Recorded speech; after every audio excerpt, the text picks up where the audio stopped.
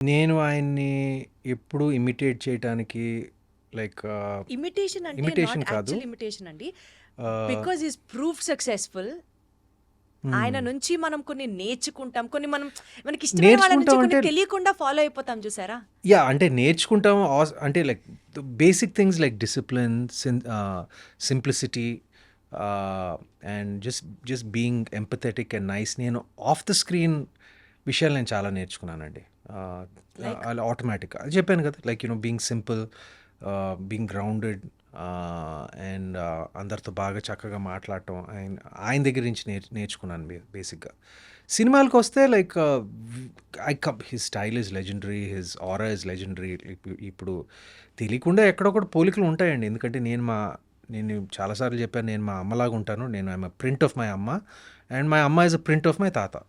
So అక్కడి నుంచి ఆటోమేటిక్గా వచ్చింది. బట్ యాక్టింగ్ పరంగా వస్తే నేను ఆయన్ని ఫాలో అవ్వటానికి ప్రొఫెషనల్గా నేను ఎప్పుడు ఏం అనుకోలేదండి. హీ ఆల్సో మీ స్టైల్ మీకే ఉండాలని always expressed it to us. నేను కూడా అలాగే ఫాలో అయ్యానండి.